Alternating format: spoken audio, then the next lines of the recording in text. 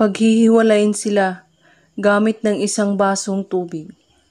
Niluluko ka ba ng inyong partner at humanap siya ng iba at hindi mo alam na may iba na siyang mahal at gusto mo ba na sila ay paghihiwalayin agad-agad? Narito ang gagawin mo. Kumuha ka lang ng isang basong tubig at asin. Kunin mo ang baso na may tubig na malinaw at lagyan mo ito ng isang kirot na asin at saka mo ito paulit-ulit na usalin ng 11 beses. Pangalan niya, tubig na may asin, sila ay paghihiwalayin. Habang ginagawa, pakaisipin sila na maghihiwalay at pagkatapos ay inumin mo ang tubig sa baso.